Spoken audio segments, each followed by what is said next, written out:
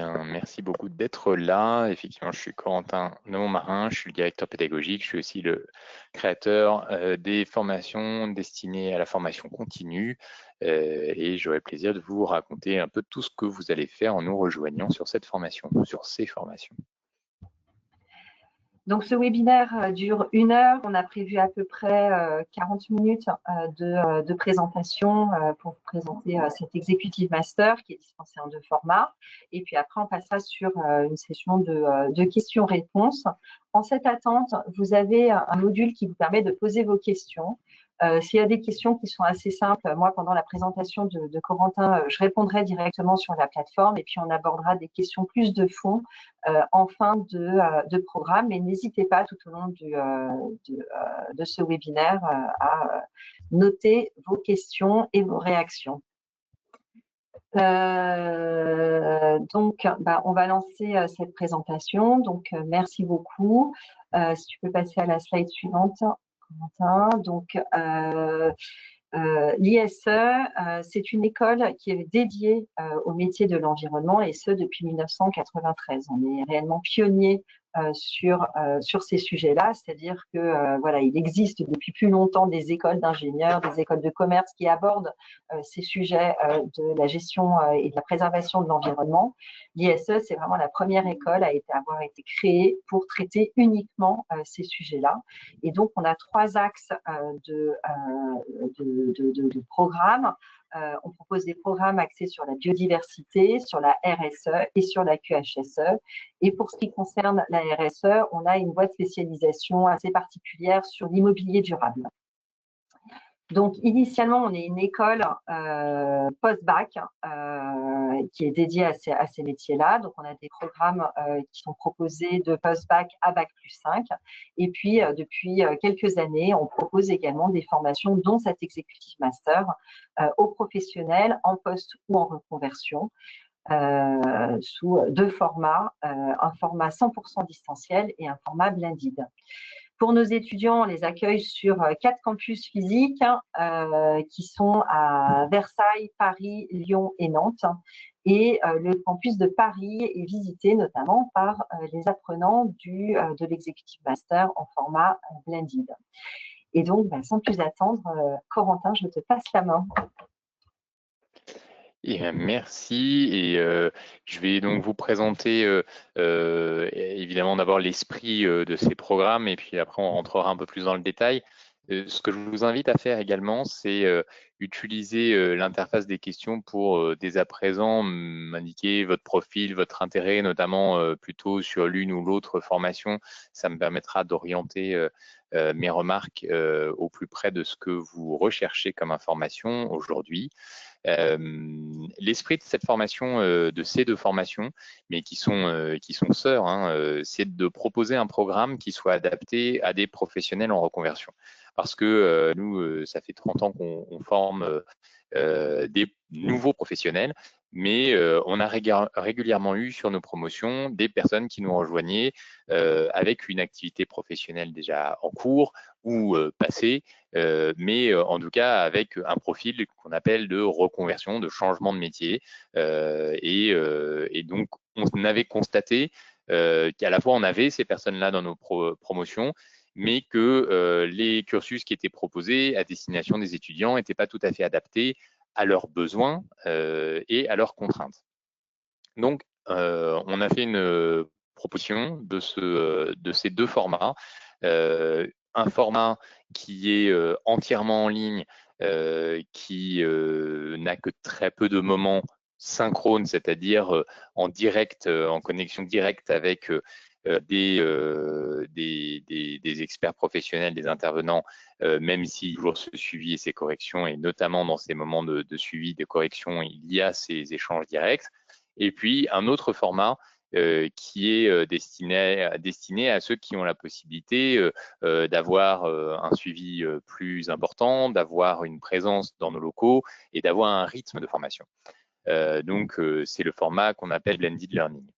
Notre souhait d'ouvrir ces formations, c'est donc pour répondre aux caractéristiques particulières qui sont les vôtres et qui sont celles de professionnels en activité ou ayant déjà eu une activité. C'est s'appuyer aussi sur les compétences déjà acquises, puisque en nous rejoignant, vous avez déjà un parcours professionnel, vous avez déjà acquis une formation généralement au moins à Bac+3 et parfois à Bac+5 avant de nous rejoindre et avant d'avoir exercé une activité professionnelle. Donc, il y a des éléments sur lesquels on peut aller plus vite. C'est ça qui nous permet de faire ce programme qui permet d'obtenir le titre RNCP au même titre que tous nos étudiants, mais beaucoup plus rapidement puisque c'est un parcours en 12 mois dans les deux cas. Dans ce parcours en 12 mois, on a mis toutes les briques essentielles qui vous permettent de devenir le professionnel, la professionnelle que vous souhaitez être et d'intégrer les métiers de la transition écologique, les métiers de la QHSE, les métiers de la RSE à l'issue de ce programme. Pourquoi? Parce que ça, c'est la deuxième raison qui nous a amené à former ces programmes. C'est parce qu'on sait aussi que les professionnels, les employeurs ont besoin de profils qui ont de l'expertise, qui ont déjà de la seniorité et qui sont capables donc d'avancer sur des gestions de projets, du management d'équipe, avec plus de sérénité et que des personnes qui sortent d'études à Bac+5 qui vont avoir 21, 22 ans. En quelques mots, les atouts du programme, donc sur cette formation que nous opérons et qui est inspirée de tout ce qu'on sait depuis 30 ans de formation au métier de la transition écologique. C'est une formation qui s'appuie sur des rapports avec des experts, qui s'appuie sur de l'e-learning qui vous permet d'avoir de la flexibilité et de l'autonomie sur une grande partie des enseignements et un accompagnement vers l'insertion professionnelle. C'est vraiment notre objectif, c'est que votre parcours de reconversion soit une réussite. Sur le format Blended Learning, vous avez du coaching tout au long de la formation et vous avez ce petit groupe. On vient d'accueillir la nouvelle promotion de Blended la fin du mois d'octobre. Et je pense vraiment que la force de ce programme Blended Learning, c'est la cohorte, c'est la promotion dans laquelle on se trouve, qui crée des relations très, très profondes. J'échange avec des anciens des premières promotions qui continuent d'être en relation assez étroite avec leurs camarades de promotion, les personnes avec qui ils ont échangé pendant toute cette année. Donc, c'est vraiment le point fort et qui amène d'ailleurs à une plus grande réussite dans la certification. Donc, je le signale. Et sur le format 100% en ligne, évidemment, c'est la liberté d'apprentissage qui est la plus importante, qui est le point clé, parce que vous avez la capacité, si vous le souhaitez, de finir plus vite. Vous avez la capacité, si vous le souhaitez, de mettre certains modules en priorité par rapport à d'autres. Vous avez la capacité de gérer vos semaines comme vous l'entendez et de travailler peut-être certains jours de manière plus intense que d'autres, là où sur le format Blended, vous avez un schéma d'apprentissage qui est plus guidé. Donc évidemment, sur la formation 100% en ligne, on a les inconvénients de cet avantage, c'est que vous avez plus de liberté, mais du coup aussi la nécessité de prendre vos décisions par vous-même et d'avoir une plus grande autonomie. Quelques chiffres qui sont parlants sur cet Executive Master, c'est l'enquête d'insertion de la promotion Blended 23-24. On mettra à jour les chiffres avec la promotion 25, avec la promotion 24 des execs 100% qu'on aura eu en janvier 2026. Donc, quand on aura pu avoir tous les chiffres, mais on est sur des chiffres, donc 75% d'insertion à 6 mois à la sortie de l'Executive Master Blended, 100% de taux de réussite, et on a un salaire moyen d'embauche de 42 500 euros, ce qui est légèrement au-dessus de l'insertion classique de nos apprenants. C'est des chiffres qui sont intéressants parce qu'ils montrent notre engagement.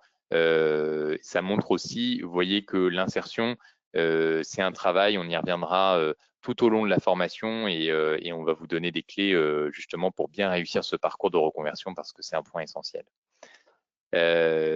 Qui sont nos participants? Vous voyez la différence entre le format Blended Learning et le format 100% sont ces différences minimes. Hein. Vous avez globalement des personnes qui viennent à l'issue d'un bac plus 4 et 5. Et c'est des personnes qui ont plus de 15 ans d'expérience professionnelle, qui ont plus de 40 ans généralement. Certains me posent la question parfois, moi j'ai 55 ans ou j'ai 60 ans, est-ce que ça a du sens, est-ce que c'est possible pour moi?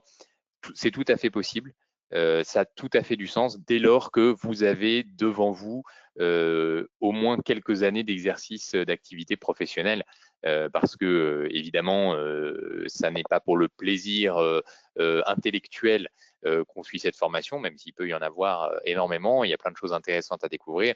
C'est vraiment pour l'insertion qu'on vient suivre cette formation, pour changer de métier.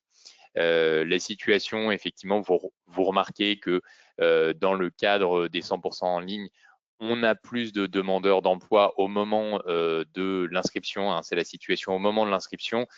Ça reflète le fait que les personnes se sentent plus libres d'une part de leur temps et donc vont chercher à faire un suivi de ce type-là. Ça peut refléter aussi le fait qu'il y a une différence de prix entre les deux formations.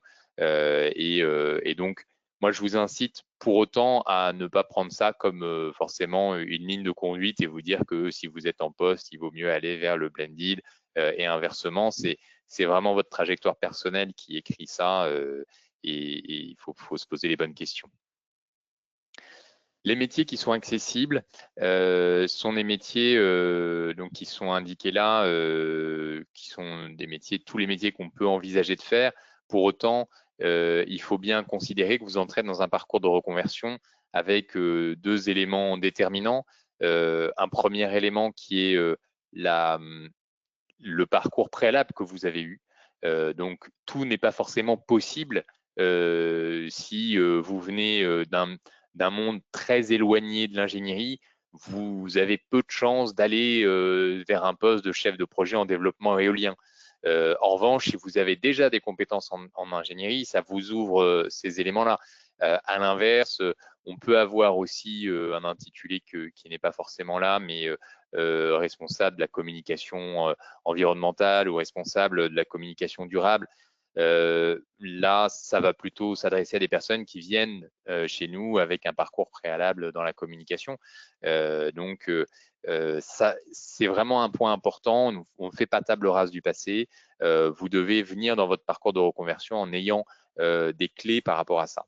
Et puis, deuxième point qui est structurant, c'est la situation dans laquelle vous vous trouvez, de localisation géographique, la situation éventuellement personnelle, familiale, les contraintes que vous allez avoir dans le souhait de retrouver un travail le plus rapidement possible, avec une mobilité possible, etc. Toutes ces contraintes-là vont guider aussi votre choix final et l'insertion possible. Notre rôle à nous, c'est de vous donner toutes les clés à travers un programme très riche et très large sur les métiers de la transition écologique. Donc, vous donner le maximum de clés possibles pour que ça vienne nourrir votre parcours préalable, vraiment le faire fructifier et puis aussi que ça vous ouvre des nouvelles portes que vous ne pouviez pas atteindre précédemment avec votre parcours. Alors, sur le 100% en ligne, si on regarde, et je fais juste un tout petit tour pour regarder les questions, pour voir les remarques, 100%. Alors, des infos sur la version 100% blended pour ma part. Donc, je précise bien, et peut-être vous l'avez compris depuis ce moment-là, que 100% et blended sont deux formats différents. Je regarde un peu nombreux métiers dans l'immobilier. Donc ça, c'est intéressant, effectivement.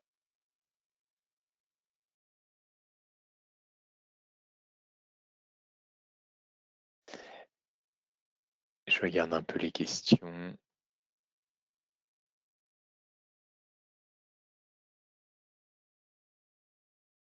D'accord. Donc, il y a pas mal de questions sur comment ça se passe et comment on combine ça avec une vie professionnelle. Donc, je vais revenir dessus au fil de la présentation.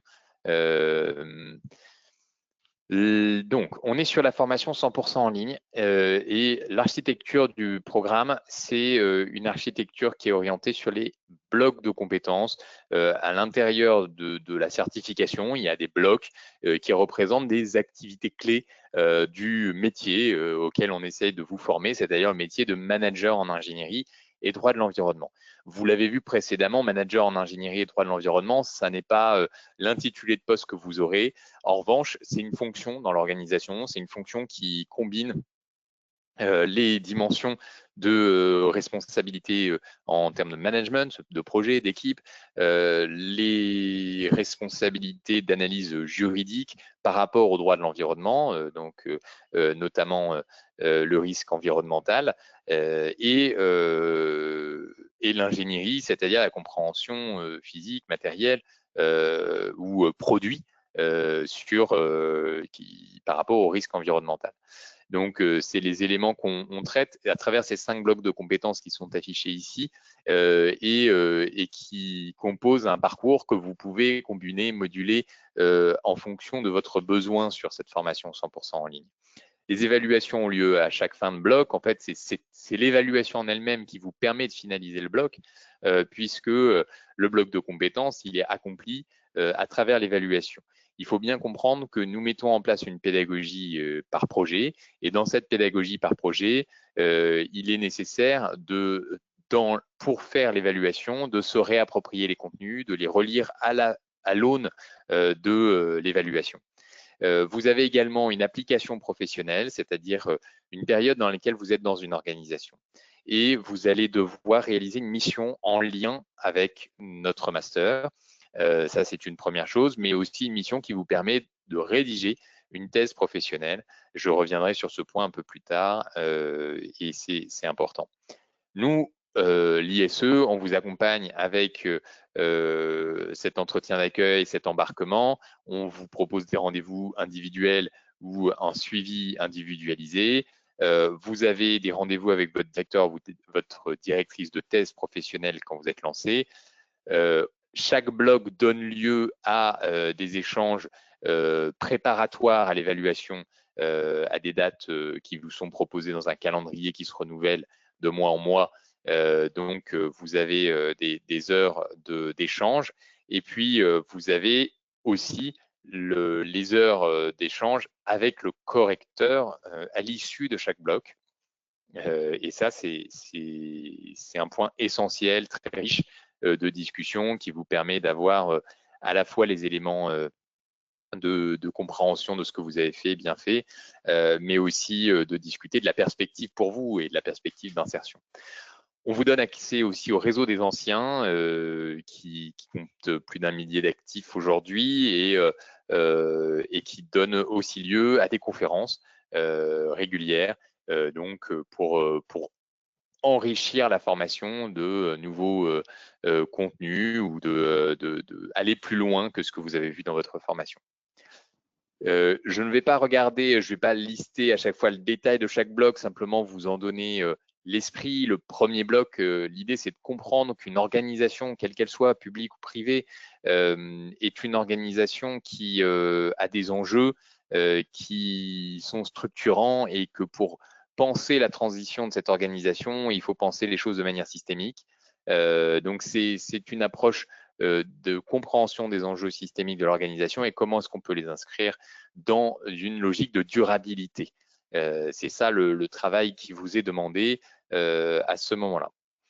Le deuxième bloc, c'est un bloc sur le management d'équipe, la compréhension des enjeux relationnels RH. Alors ça, c'est parfois un bloc sur lequel vous avez déjà des notions si vous avez exercé du management, mais on essaie de poser une question nouvelle qui est, deux questions que vous avez peut-être pas vues. La première, c'est est-ce que les projets qui mettent en jeu les questions environnementales posent des questions spécifiques de management.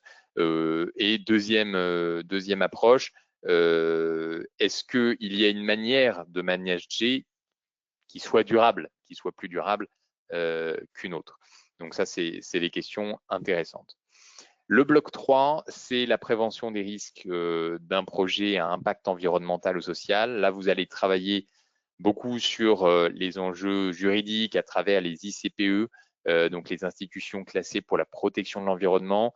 On est dans une approche à la fois très juridique et très industrielle.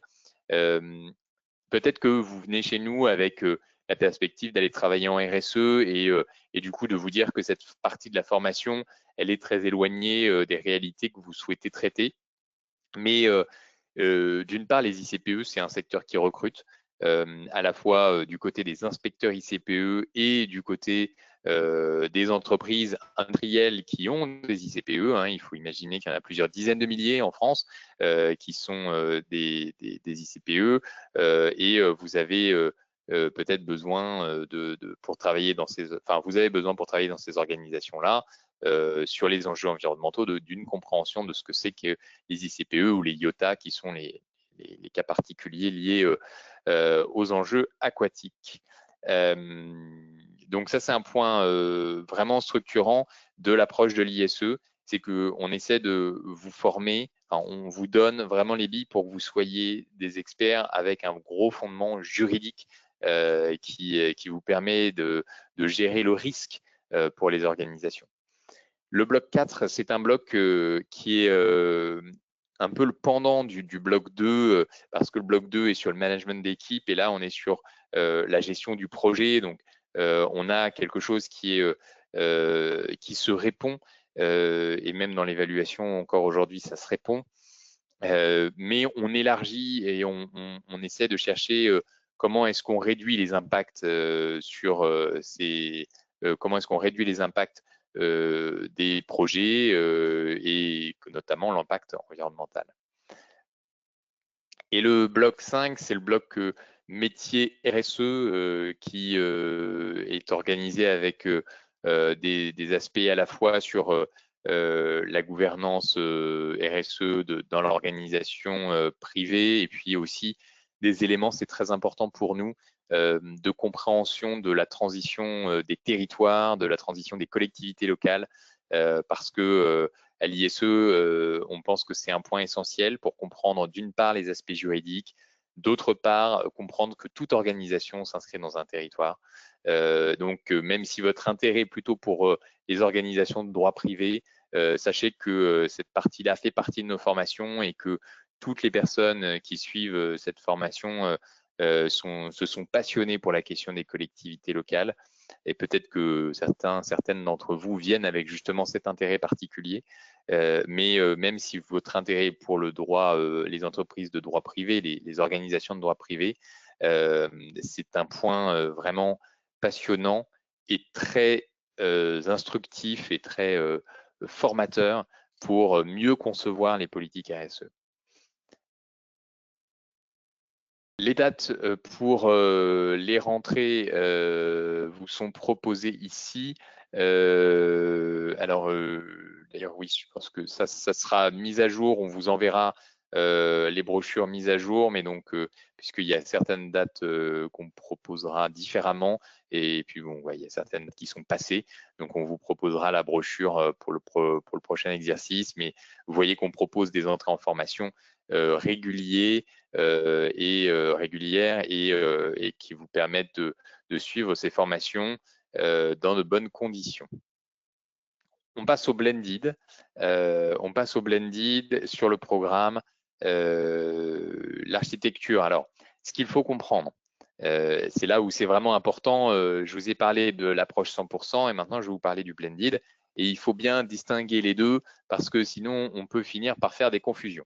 La distinction essentielle, c'est que là où pour le 100%, on peut fonctionner avec les blocs de compétences qui sont la structure essentielle du titre de la certification. Pour l'exécutif blended, on va travailler sur un programme, un cursus, un parcours de formation qui va être commun à tous les apprenants. Et donc, on va travailler sous forme de séquences de formation. Il y en a 4 Et ces 4 séquences, elles vont reprendre évidemment les mêmes objectifs que les blocs, hein, mais pas forcément dans le même ordre. Et enfin, simplement, on vous impose un ordre, puisqu'il faut que vous puissiez suivre les contenus en cohérence avec les périodes de live et les périodes de présentiel. Vous avez également une application professionnelle, comme j'en ai parlé tout à l'heure, et je reviendrai sur ce point. On vous accompagne avec le coaching individuel, on vous accompagne avec les rendez-vous à chaque fin de séquence et avec le suivi individualisé de vos besoins. Vous avez le rendez-vous avec les directeurs, directrices de thèse et vous avez des séances d'échange avec les formateurs correcteurs dès lors que les corrections ont eu lieu. Le parcours, donc, en 4 séquences. La séquence 1, l'objectif, c'est de vous faire rentrer dans la complexité des organisations, de vous faire rentrer aussi, vous acculturer aux enjeux de la QHSE, qui sont à l'ISE un fondement pour nous très important de toute approche RSE, de toute approche de transition écologique. Et donc, ça, c'est une première séquence qui va vous amener entre la rentrée qui a lieu fin octobre et le mois de décembre. La séquence 2, elle est orientée vers la question des ICPE avec les enjeux juridiques, les enjeux aussi de compréhension de la diversité des pollutions et des atteintes à l'environnement qui peuvent exister. Et la séquence 3, c'est une séquence qui s'articule avec la séquence 4. En fait, la séquence 3 et la séquence 4 sont un fil tendu vers votre insertion. La séquence 3, c'est pour intégrer les notions de management d'équipe et de projet dans votre compréhension des sujets, mais c'est lié aussi à ces enjeux de séquence 4 qui sont sur la gouvernance RSE, sur les enjeux de durabilité pour l'organisation et comment est-ce que concrètement vous dirigez la démarche RSE d'une organisation, la démarche de durabilité d'une organisation. Le rythme et le calendrier, donc je l'ai cité, sur le Blended, vous avez des cours e-learning sur la plateforme, vous avez 17 séances de cours en live qui sont réparties toute l'année, enfin sur les 8 mois vraiment de la partie formative, donc c'est-à-dire à peu près un live toutes les 2 semaines. Et puis vous avez 8 journées de présentiel à Paris, depuis la première journée qui s'établit en présentiel jusqu'à la dernière journée qui s'établit également en présentiel, la dernière journée de la partie formative, puisqu'après vous avez la période d'application professionnelle, enfin vous avez la finalisation de votre test professionnel et votre soutenance évidemment. Vous voyez les éléments qui sont là. Donc, pour vous donner un exemple, voilà le calendrier indicatif, enfin le calendrier de la promotion qui vient de rentrer, pour que vous voyez la répartition des choses, ça sera toujours de cet ordre-là. Alors maintenant, vous avez chacun et chacune un parcours spécifique et des besoins spécifiques, donc vous pouvez avoir l'envie de renforcer votre expertise avec des blocs optionnels et ces blocs, ils sont entièrement en ligne et ils peuvent s'ajouter à l'une ou l'autre formation, hein, au 100% aussi bien qu'au Blended, sur 2 thématiques, la préservation de la biodiversité par la mise en œuvre de la séquence ERC, donc là c'est un bloc très orienté biodiversité, gestion juridique de la biodiversité. Et puis le deuxième bloc, c'est la performance énergétique et l'immobilier durable. Donc on est dans un bloc plutôt autour du bâtiment durable. Comment est-ce qu'on gère ces enjeux-là? 2 blocs qui sont très intéressants, mais il faut les prendre par rapport à un projet professionnel, hein. Le deuxième sur le bâtiment durable est très important dès lors que vous travaillez dans une organisation qui a des enjeux de bâtiment. Toutes les grosses entreprises industrielles en ont, mais vous pouvez avoir aussi des enjeux dans des entreprises qui gèrent des bâtiments, hein, notamment les bailleurs sociaux par exemple, ou les entreprises immobilières. Et puis le premier bloc, c'est très important pour toutes les opérations d'aménagement du territoire. Et c'est aussi un bloc qui ouvre des perspectives sur la question de la biodiversité au sens large. Donc, si c'est un sujet d'intérêt pour vous professionnellement, hein, j'entends, c'est vraiment important. Voilà, vous pourrez découvrir le contenu plus spécifique de ces 2 blocs qui est détaillé, mais je viens d'en donner quelques lignes déjà.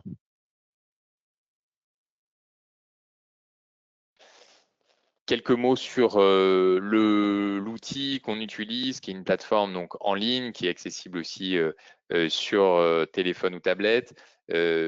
On utilise des supports qui sont principalement texte et idéalement même en majorité des supports téléchargeables que vous pouvez conserver, mais pas uniquement, pas exclusivement. On a également des supports vidéo lorsque ça permet d'aller un peu plus loin. On ne cherche pas à faire une plateforme entièrement vidéo parce que le retour qu'on a très clairement des apprenants, c'est d'avoir besoin de garder des supports techniques. Quand on parle de droit, des vidéos, c'est bien pour incarner ce dont on est en train de parler, mais quand il s'agit de réviser, de reprendre un sujet ou de l'appliquer professionnellement, c'est pas dans une vidéo qu'on navigue correctement. Et puis le deuxième point important pour nous, c'est une cohérence par rapport à nos engagements environnementaux, puisque les vidéos pèsent très lourd et donc c'est pas le format qu'on souhaite développer le plus sur notre plateforme. Les modalités de passage, ce qui est important de retenir, c'est que en fait, chaque évaluation vous permet de valider des compétences. Les compétences viennent compléter la grille générale de votre formation et pour valider l'ensemble de la certification, il faut également valider la partie des travaux professionnels, donc la période d'application professionnelle, la thèse professionnelle. Et ça, c'est les points essentiels, enfin c'est les points exclusifs pour valider la formation. Évidemment, chaque évaluation peut donner lieu à une session de rattrapage. Voilà en synthèse les 2 parcours. Ce qu'ils apportent l'un et l'autre. Vous voyez que le blended learning présente une plus grande richesse d'accompagnement et de modalités pédagogiques. Je pense vraiment qu'il y a la force de la promotion qui vous accompagne. Et puis, l'autre point qu'il faut prendre en imagination, c'est que il y a des dates de rentrée qui sont pas les mêmes. Et donc, pour le blended, c'est une rentrée par an, donc ça nécessite d'attendre. Pour autant, il n'est pas absurde au mois de novembre 2025 de s'inscrire sur la rentrée d'octobre 26 dès lors que vous concevez que vous allez avoir sûrement une question de financement, vous allez rechercher ces financements et que par ailleurs, toutes ces formations, ces 2 formations sont des formations qui nécessitent une grande préparation et un dévouement d'un certain nombre d'heures de formation, d'heures à la formation et donc s'y préparer, prendre le temps pour s'y préparer, c'est plutôt une bonne chose. Et voilà, donc il y a plutôt 7 rentrées par an pour les 100% online. L'idée des 7 rentrées par an et non plus 11 comme c'était indiqué plus haut, c'est que ça vous permet d'avoir quand même un petit groupe avec qui vous travaillez, même si ce petit groupe ne suit pas forcément la formation dans le même ordre que vous, ne le suit pas forcément avec la même vitesse et n'a pas forcément les mêmes enjeux que vous, mais au moins vous avez une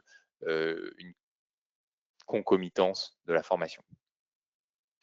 Alors, comment s'inscrire? La question d'abord, c'est de savoir si vous avez les prérequis. Vous savez qu'on demande d'avoir un bac plus 5 ou un bac plus 3 ou 4 avec 3 ans d'expérience professionnelle.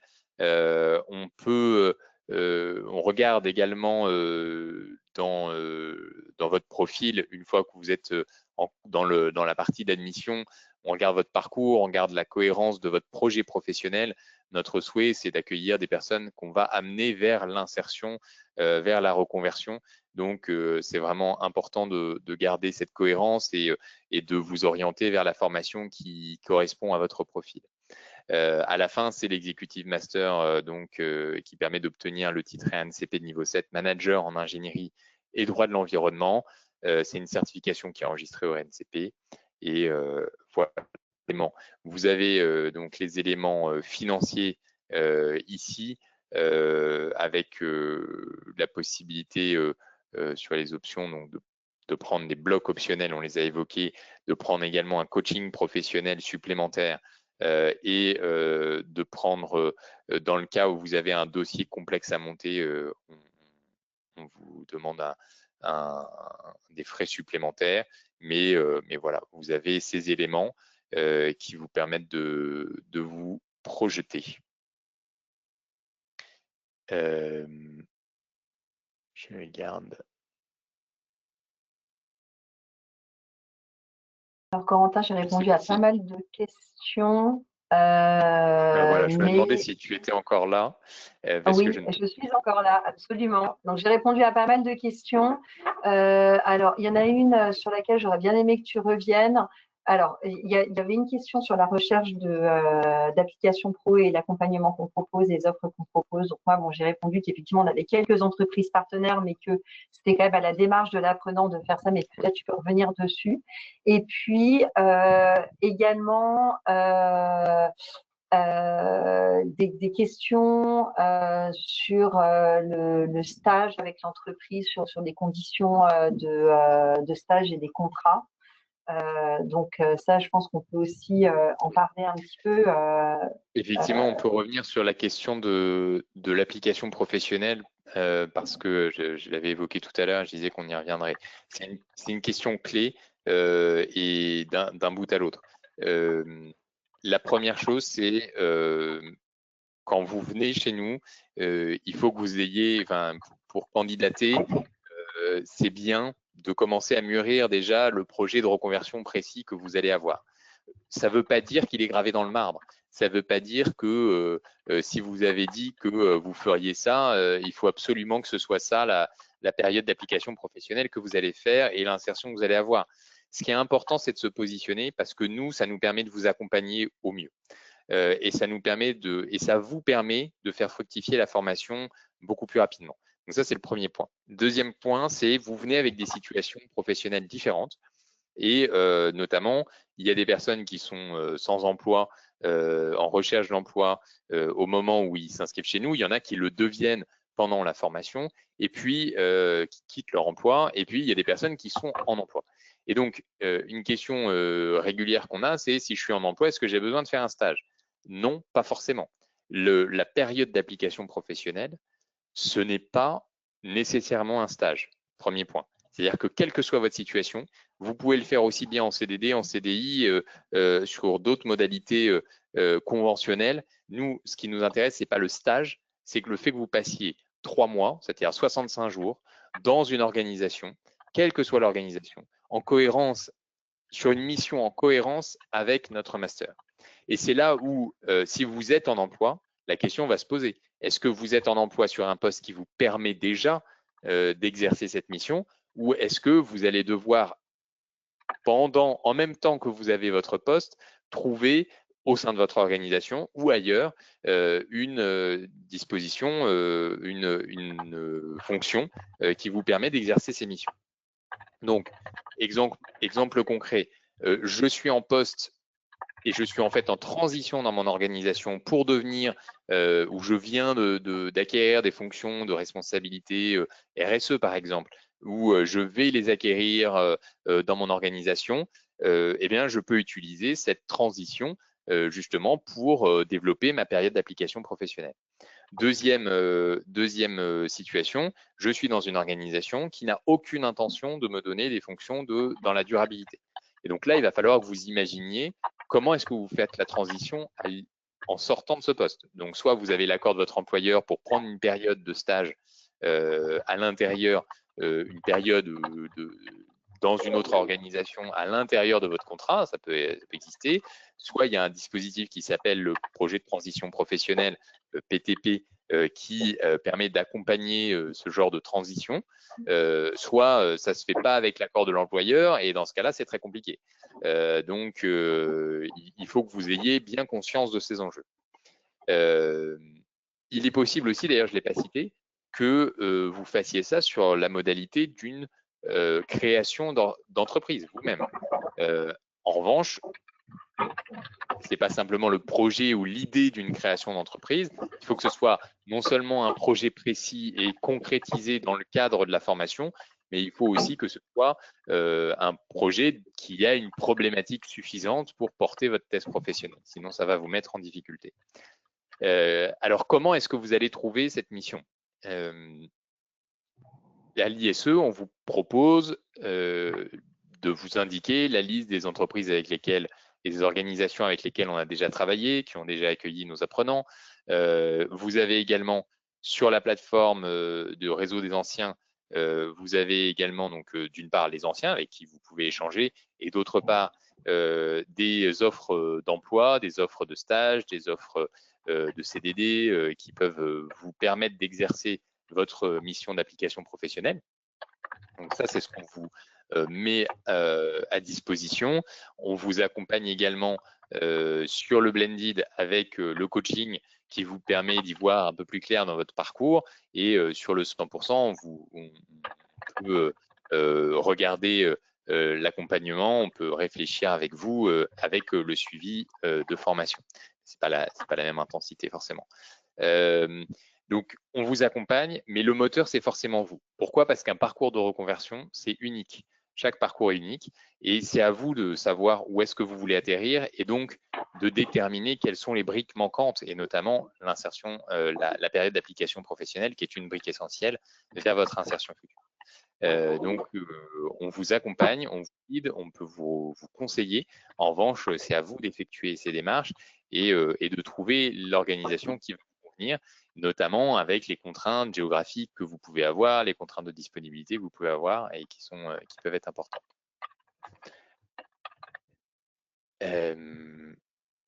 Alors, je regarde un peu les questions qui resteraient.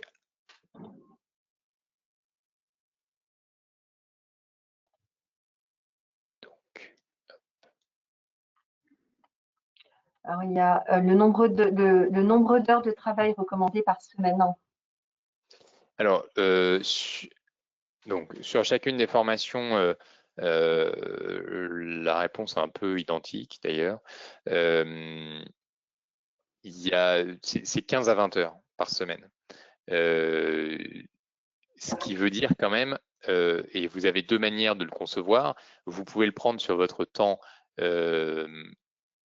supplémentaire, les heures du soir, le week-end, les pauses déjeuner, etc. Mais je vous encourage vraiment à réfléchir, si vous êtes déjà en emploi ou si vous allez prendre un emploi pendant la période de formation, à réfléchir tout de suite au temps que vous aurez pour suivre cette formation.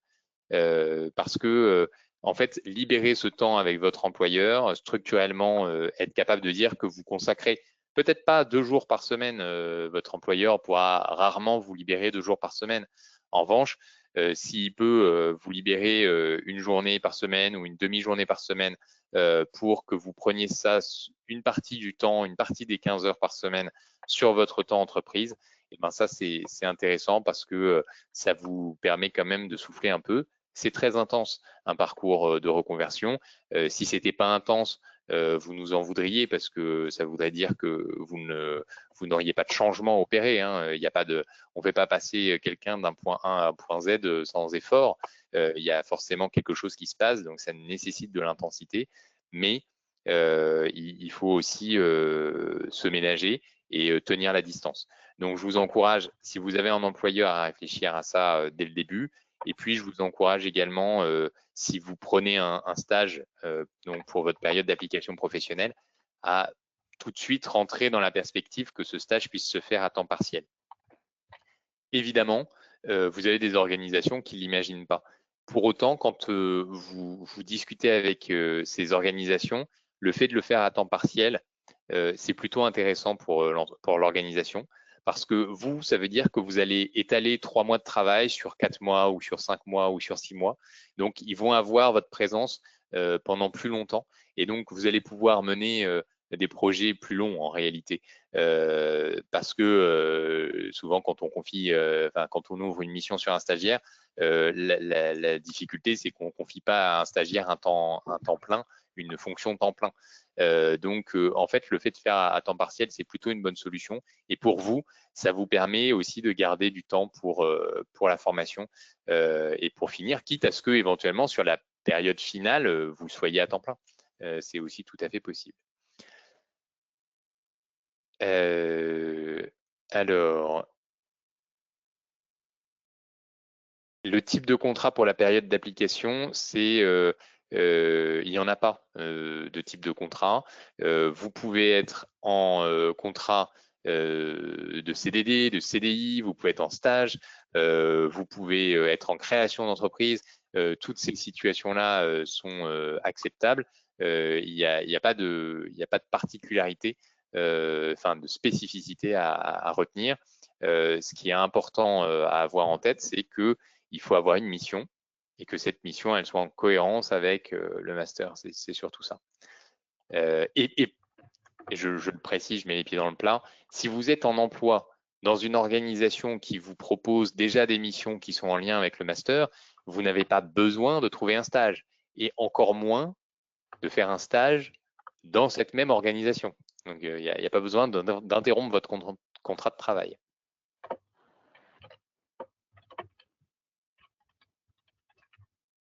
Alors, je suis en train de répondre à une. Vas-y, Oui, du coup, je vois qu'il y a des questions sur à la fois les procédures d'admission, les tarifs.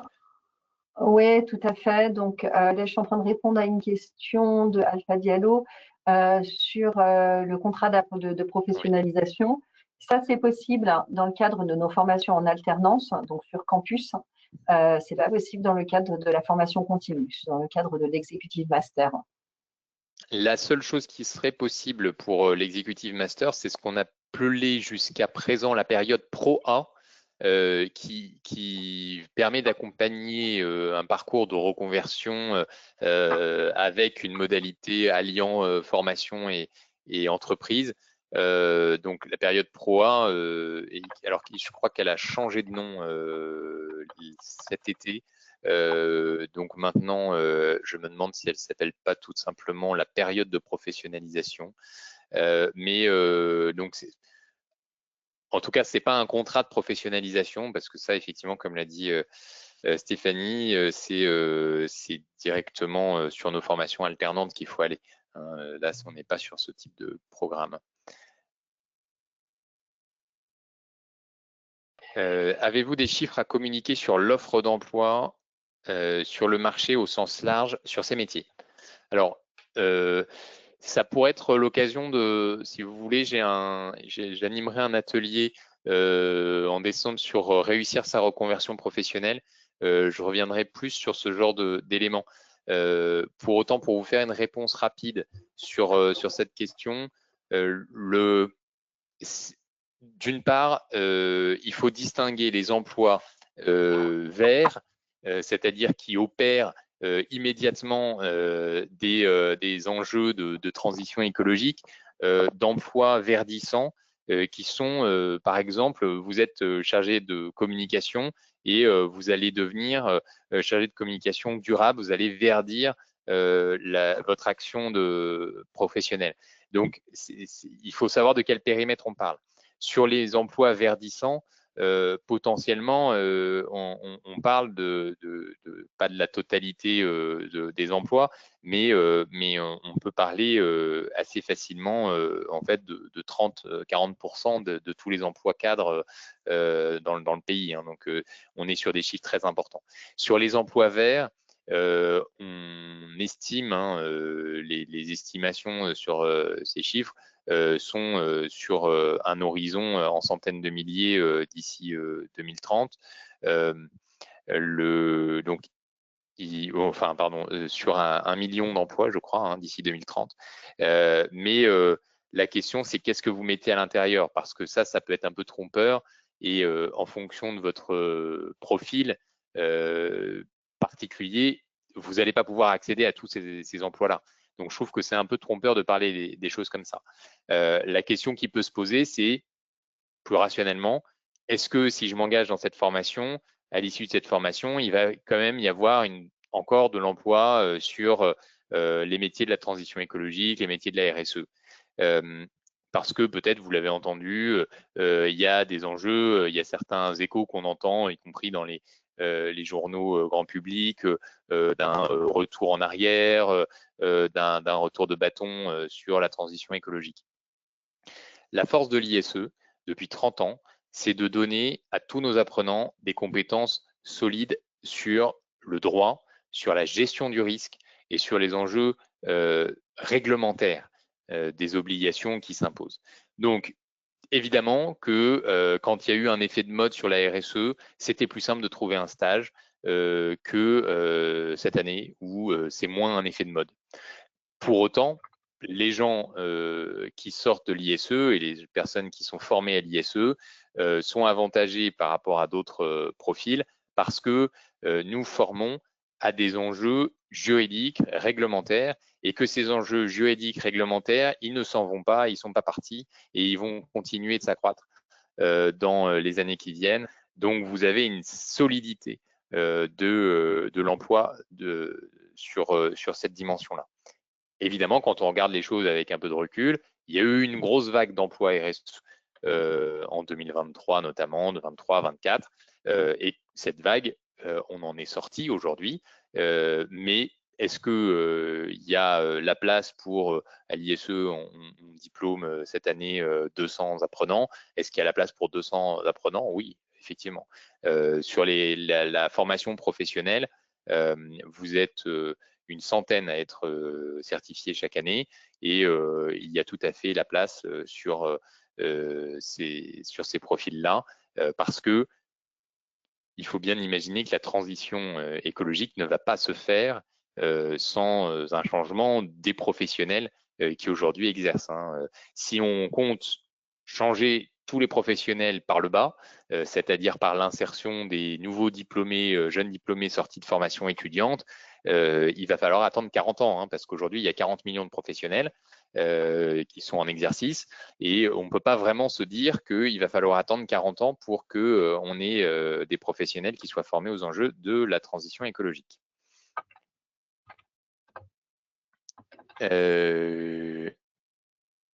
Alors, on parle des enjeux réglementaires, uniquement français ou aussi européens. Alors, on en parle par le prisme français. Donc, nous, on forme aux enjeux réglementaires français, mais évidemment, les enjeux réglementaires français découlent en très grande partie, pas exclusif, mais c'est quand même une très grande partie des enjeux réglementaires et juridiques qui découlent du droit européen. Ce qui veut dire que si votre question, c'est de savoir si la question des normes qui viennent de l'Europe est traitée dans la formation, la réponse est oui. Si votre question est de savoir si vous pouvez exercer avec cette formation dans d'autres pays que la France, en Europe, la question est, ça dépend. Typiquement, on a déjà fait la Suisse, on a déjà fait la Belgique, donc je peux vous garantir que ça peut fonctionner, puisqu'on a de l'insertion dans ces pays.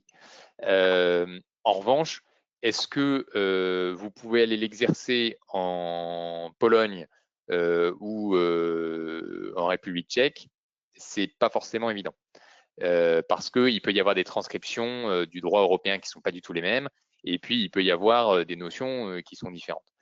Donc voilà, donc votre question était pour la Suisse. Donc la Suisse, je peux vous le dire, à la fois sur des profils étudiants et sur des profils en reconversion, on en a déjà eu, et il y a une possibilité de s'y insérer, sachant que c'est assez particulier sur la Suisse, puisque toute la norme RSE est globalement assez alignée sur l'Union européenne. En revanche, et même les enjeux industriels, c'est relativement aligné, ça peut tout à fait fonctionner. En revanche, ils ne font pas partie de l'Union européenne. Donc, par exemple, quand on parle de CSRD, ce n'est pas des enjeux qui s'appliquent directement en Suisse. Pour autant, il y a beaucoup d'entreprises suisses en fait, qui travaillent avec l'Union européenne de manière quasiment exclusive. Donc, en fait, vous êtes dans une relation de dépendance qui fait que le droit européen s'applique de fait. Donc, ça, c'est bon. Je passe en vue. Quel est le nombre d'heures justifiables par l'ISE? Alors, je ne suis pas sûr de comprendre l'enjeu de la question, et donc j'ai peur de mal y répondre. Linda, Aliane, si vous pouvez préciser votre pensée. parce que justifiable dans quel contexte. Il y a des heures, pour le dire de manière générique, sur la plateforme, vous faites vos heures de formation et vous avez une grande liberté. Si vous voulez y passer 150 heures sur un contenu qui pour nous en fait 2, c'est votre liberté. Si, alors, vous précisez votre demande, vous me dites c'est pour une demande de financement à Transition Pro. Alors là, ne rentrez pas dans des mystères, dans des arcanes de ces documents par vous-même. Contactez-nous et ce document, c'est nous qui le remplissons hein, avec les éléments importants et les heures qui sont, je vais vous le remettre. Parce que bon, je ne sais pas si vous êtes intéressé par la formation blended ou par la formation 100%. Blended. Blended. Donc, vous voyez, les heures, c'est les 482 heures. Voilà, à quoi s'ajoutent les 455 heures de période d'application professionnelle. Ce sont ces heures-là que nous, on rentre dans un calendrier pour faire le document. Donc, ce sont des heures, on rentre dans un calendrier très spécifique et toutes ces heures-là, on en rend compte effectivement auprès du financeur. Et je tiens à préciser que pour les financements Transition Pro, il y a une grosse partie du dossier qui est réalisée par l'organisme de formation. Et nous, on externalise cette prestation. Et donc, il y a un coût de participation à cette prestation de 300 €. Voilà, oui, je l'ai cité tout à l'heure, mais effectivement, c'est bien de le redire sur le cas d'espèce. Voilà. Alors, donc. Je pense qu'on arrive au bout des questions. Moi, j'ai noté pas mal de questions en fait concernant le dépôt de candidature. Comment ça se fait? Donc, en fait, le dépôt de candidature, on passe d'abord par un entretien d'orientation avec Mélissa ou avec moi-même. Et à l'issue de cet entretien, déjà, ça nous permet de bien valider que le programme correspond bien à votre projet professionnel et que vous avez les prérequis pour intégrer le programme. Et puis, à l'issue, on vous envoie un questionnaire que là, il faut remplir. Et donc, c'est ça qui va constituer votre dossier de candidature avec l'envoi de pièces justificatives. Donc, la première étape, c'est vraiment de prendre le rendez-vous pour un entretien d'orientation. Et dans le mail de suivi de ce webinaire, vous aurez le lien pour prendre rendez-vous. Alors, ça, je tenais à le repréciser. Oui, je suis en train de passer en revue Il y avait aussi des questions quand je passe en revue. Il y avait des questions par rapport au drapeau rouge, si tu. Oui, alors je réponds aussi globalement parce qu'il y avait pas mal de questions qui ont été répondues par rapport aux prérequis professionnels. Donc, le prérequis en termes de niveau d'études, c'est Bac+4. En revanche, on étudie des dossiers de professionnels qui ont des Bac+2 ou des Bac+3. Et donc, en fait, on vient valider vos acquis en fonction de votre expérience professionnelle. Donc, ne vous fermez pas à une candidature si vous n'avez pas un Bac+4 parce qu'on est en mesure d'étudier votre dossier. Nous, ce qui est important, en fait, c'est de nous assurer que vous vous engagez dans un parcours que vous allez être en capacité de suivre et qui va réellement correspondre à votre projet professionnel. Donc ça, je tenais à le repréciser à l'oral. Après, au niveau, il y avait une question de Emmanuel sur les relevés de notes. Là, on est vraiment dans le cadre sur l'executive master de la reconversion professionnelle. Donc, on ne va pas regarder les relevés de notes, on regarde votre niveau d'études et puis votre expérience professionnelle ainsi que votre motivation, votre projet pro. On peut même le dire autrement, c'est que si vous sortez à peine de votre licence et que vous cherchez un master, ce n'est pas la bonne formation. Oui. C'est pour le dire autrement. Oui. En quelque sorte, si vous avez encore vos relevés de notes de licence, c'est probablement pas la bonne formation. Voilà. Vous pouvez en revanche postuler à nos masters sur campus, en alternance, si vous sortez de licence. Voilà. Et d'ailleurs, il y avait une question de la même personne. Pour les formations 100% en ligne, doit-on aller forcément vers les campus numériques où je peux suivre la formation de mon bureau? Alors là, non. La formation 100% en ligne, comme son nom l'indique, elle est entièrement en ligne, hein. Donc le campus numérique, c'est un campus non physique, hein, c'est un campus virtuel. Donc vous n'avez pas besoin de vous présenter. En revanche, si vous êtes sur la formation Blended, là, il y a du présentiel et ce présentiel, il est à Paris. Voilà. C'est les éléments qu'il faut retenir. Il y avait une question que je n'ai pas bien compris de Frangine Elite à Kono Guansui. Comment se fait la validation des offres? Est-ce que vous parlez des offres pour les stages ou est-ce que de quelles offres parlez-vous? Parce que je ne suis pas bien sûr. Est-ce que c'est les candidatures pour intégrer la formation? Voilà. Ou est-ce que c'est savoir si on valide? Ça, c'est un point aussi important. Sur l'application pro, vous recherchez, évidemment, là, vous allez faire votre période d'application pro et c'est soumis à validation parce que nous, on vérifie que dans cette période, vous allez avoir les éléments suffisants pour réaliser une thèse.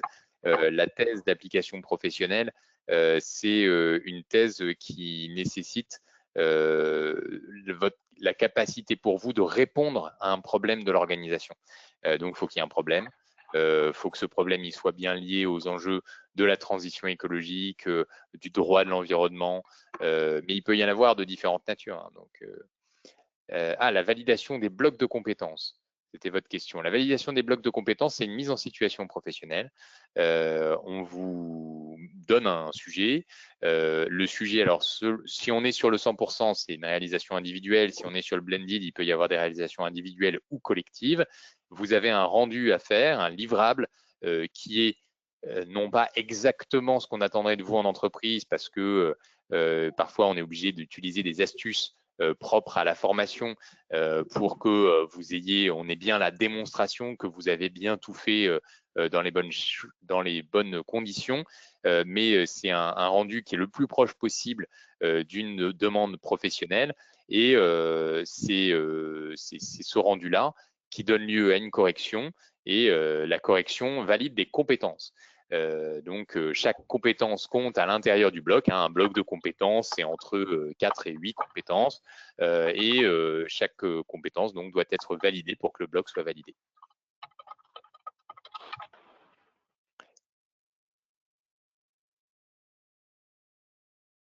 Et je vois, et on va prendre, voilà, les sujets de thèse sont-ils proposés par l'ISE? Non. Le sujet de thèse, la thèse professionnelle, c'est une résolution, c'est le récit de la résolution d'un problème rencontré dans l'organisation. Donc, ça part de vous, ça part de l'organisation. Vous nous le proposez et en revanche, nous, on le valide, que ce soit bien, parce que parfois, il y a des tentations de proposer un sujet de thèse qui soit pas lié à l'organisation, qui soit un sujet de réflexion intéressant. Mais nous, on ne cherche pas à faire des sujets de thèse qui soient des sujets de thèse académiques, c'est pas le but. Le but, c'est que vous ayez démontré la capacité de résoudre le problème d'une organisation, un problème lié au management, à l'ingénierie et au droit de l'environnement. En termes de contenu, comment se positionne ce master en comparaison de vos masters destinés aux étudiants? Et ce sera peut-être notre dernière question.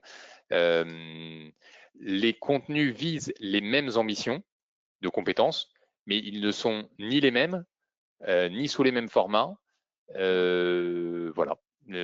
Puisqu'évidemment, on n'a pas le même temps que dans une formation étudiante, il y a aussi des redondances qui sont opérées au fur et à mesure des années de formation, parce qu'on reprend les choses quand ça s'étale sur 24 mois, c'est pas les mêmes réalités que quand ça s'étale sur 8 mois hein, de formation en réalité.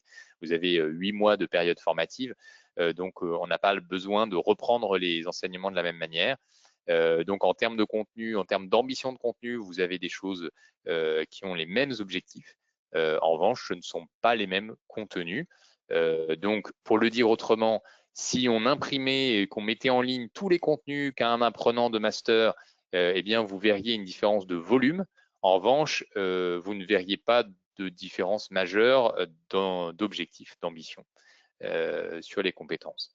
Après, si vous avez des questions spécifiques hein, sur ces points, vous pouvez nous contacter dans la procédure d'admission si vous avez notamment point particulier que vous voulez être sûr d'avoir dans la formation.